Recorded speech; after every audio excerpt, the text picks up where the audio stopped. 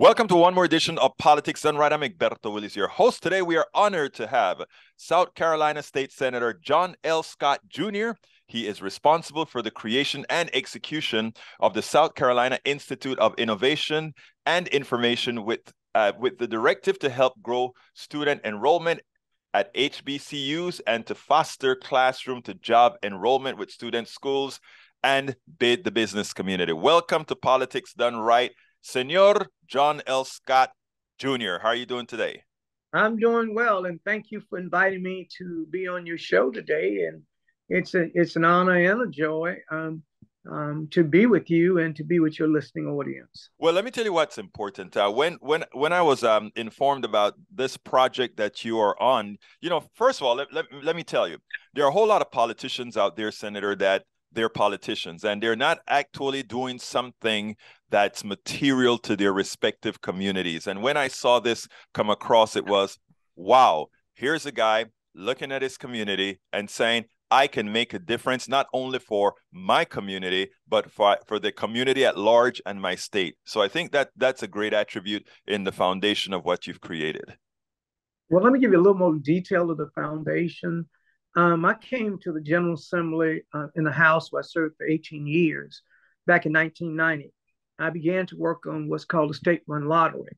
And by 2001, we had a state-run lottery here. A lot of years, a lot of work. And so I take a lot of credit for that work. Since then, about 50,000 young people have been able to get scholarships to be able to go to school, along with funds have been able to be given to HBCUs and other schools to do a lot of different things. I spent another 20 years bringing this state, and finally this past year we got early voting, and as another tool to be able to get our folk to turn out and come to work. Broadband here was kind of stuck in the ditch, couldn't make it work.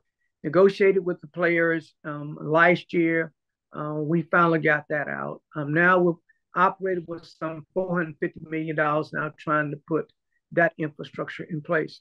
Now comes the opportunity in work with HBCUs and many years of pushing diversity among these larger majority schools and making sure African Americans receive what they needed to in these schools and trying to keep our best and brightest at home, which leads me to the next part.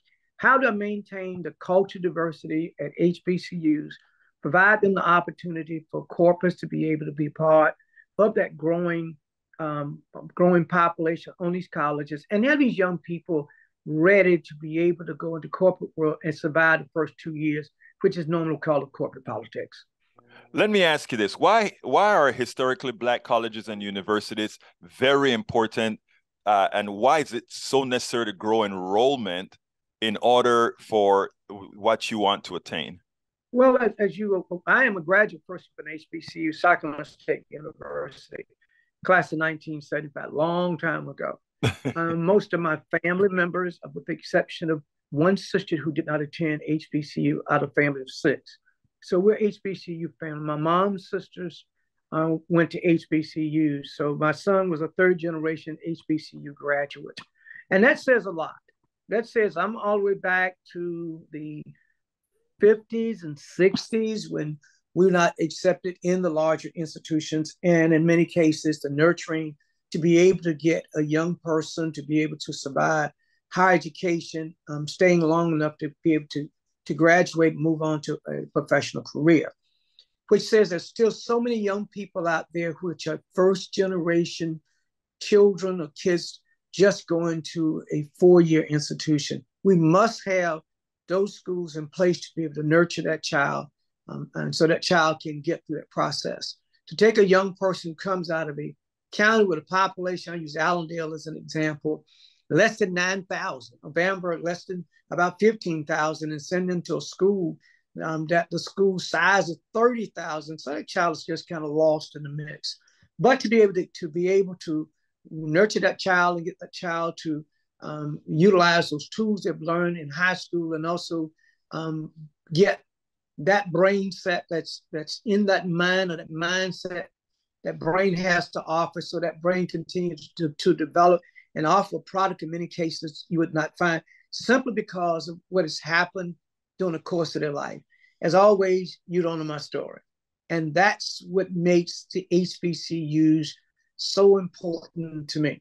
And also in looking at what the corporates are doing, they're building new corporations here, but they're building around these HBCUs in the Black community. Well, we got to stop that. I always think that age-old excuse, we don't have folk who are ready to go on the job. So use the technical kids to work on the floors and others, but I'm talking in the boardroom and in the management level.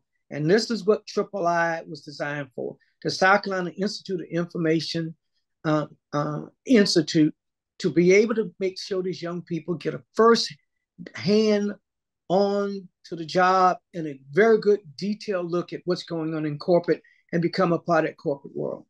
The claim is that there's a shortage of skilled workers right now, and I foresee that is one of your impetus for putting out there that an institute like what you're creating here can make a difference. How exactly then are you going to promote bringing more folks into your in the HBCU systems to make a difference and ensure that it works on the necessities, we'll say, of those young people to get the skills they need to execute in the larger business force? You really won't know what they need unless those who have the needs join you as a partner. And that's what it's all about, having those partnerships, getting those companies to come and work with the colleges and universities. So first thing we did was to create at each school an institute with a director. And that director, along with the president and the staff and the board, not necessarily the board of trustees, but the institute board, will be reaching out to corporates, bringing them in, training, seminars, and creating partnership agreements to make those kind of decisions. What are the things that corporations need? What do we have to offer? How can we partner together? How can we get these young people, not just for summer internships, but also for exchange programs and others that may be out there, along with corporates providing scholarship funds also for some of these young people. Also utilizing the faculty and staff that train and teach these young people on the campus, making them a part of the institute. We just got a grant to do some work looking at small business. And I'll use South Carolina State College as a very good example. BEC, Business, Environment, Communication, and Transportation. And the question is, with small business, what are those pitfalls that prohibit them from being able to go after more business? What can be done better for small business? Which is a perfect question. Since small business spend, and I'm a small business owner of 2 companies. So we spend most of our time just trying to keep the doors open. And so what are we missing in terms of advertisement, in terms of getting other folk to work with us and to go after those contracts and those kinds of service things that we can get to add to the bottom line. Well, that's what this research problem will do. So the challenge is, who will be the stockholders in terms of helping us do that research, creating the think tank, also young people being involved in that process. The young people right now are the ones who pay for the services, and the companies provide the services. So where's that disconnect that we can connect them back together and make it work a lot smoother? And so that's what that particular project will be doing. We had the undersecretary here about 2 weeks ago and looking at how some of the HBCUs can do some joint projects together. We've had other companies here talking about cybersecurity, and about 3 of the colleges, or 3 of the institutes to cybersecurity. Over in Sumter, Morris College, NIC, NITS, Network, Information Technology and Security.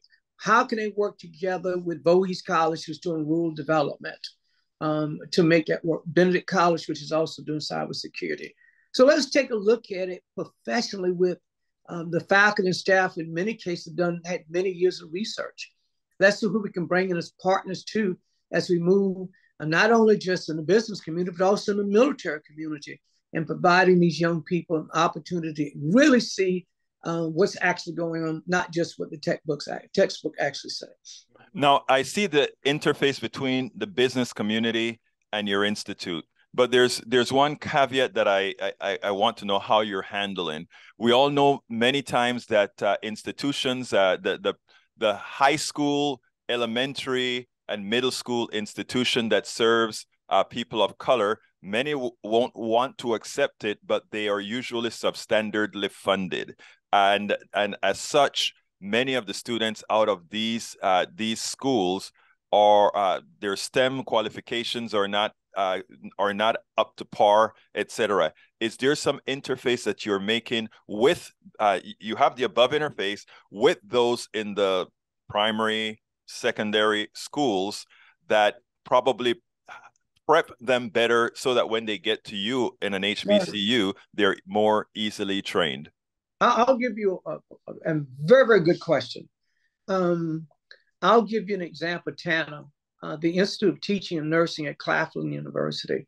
They're already down to the middle school and high school level, even in the summer months, offer summer internship programs or summer learning programs on their campus and being able to attract young people, which means that they're already in the high schools and middle school telling these young people, if you want to be a teacher, or be a nurse, or be in the health community, these are some of the STEM classes you got to take and you got to do well in it in order to be able to qualify.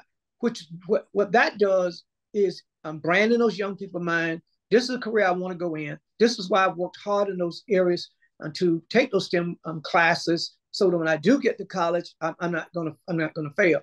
The other part, those young people who come from the high schools and the middle school become ambassadors, going back to the schools, helping to recruit young people who want to go in it.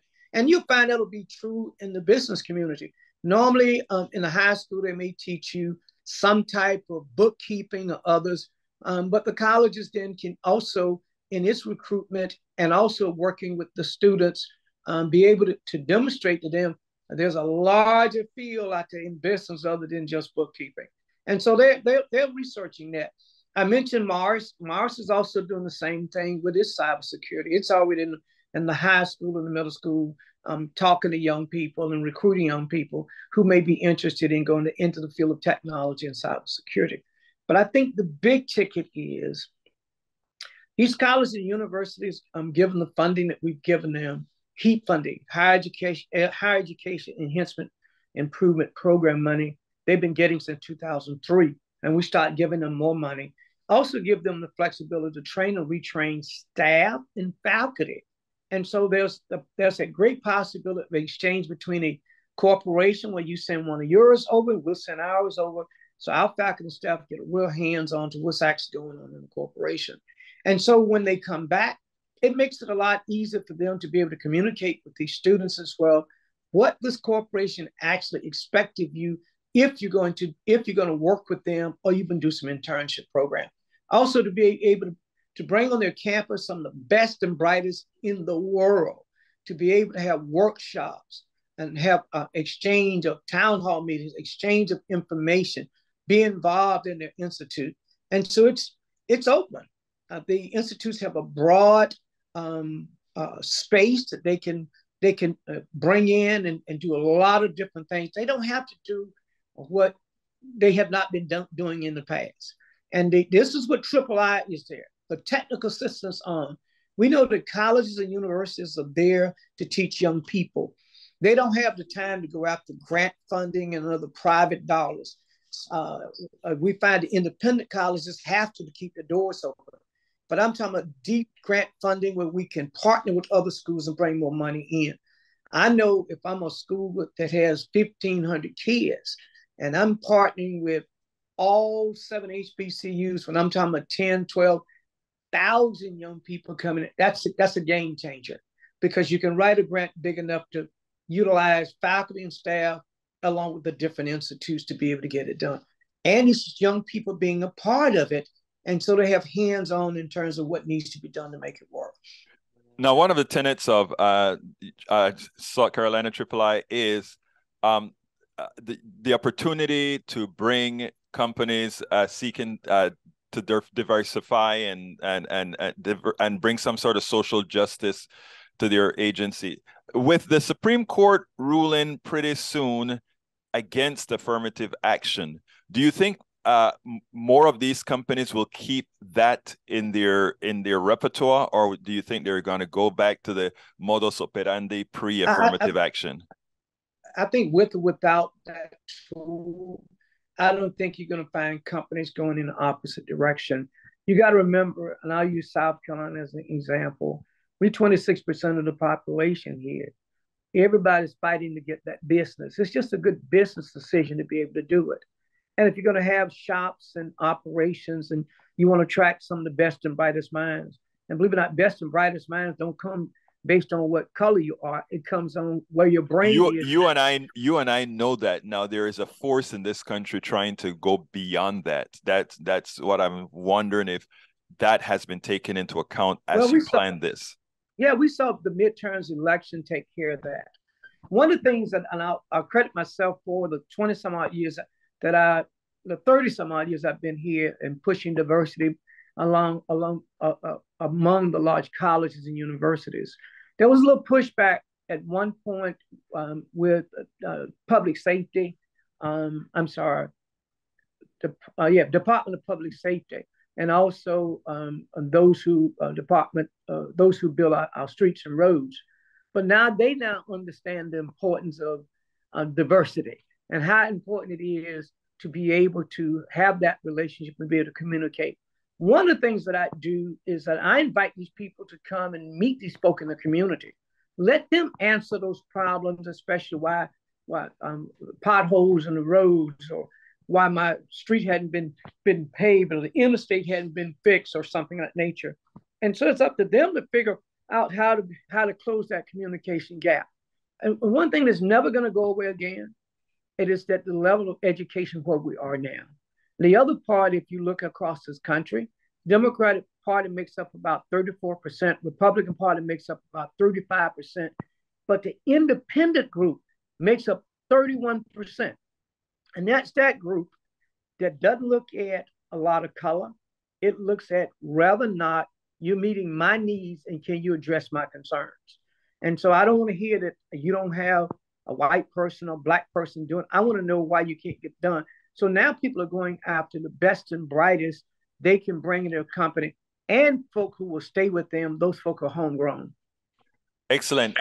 Last question is, second to last question. You're doing this in South Carolina, but I think I think you present an example that not just adjacent states, but other states can see what the performance, how that can actually help not only Black students, but the whole community as a whole.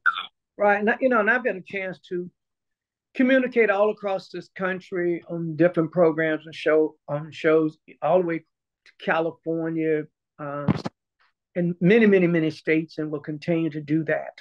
One of the parts I did not mention is we do have a foundation.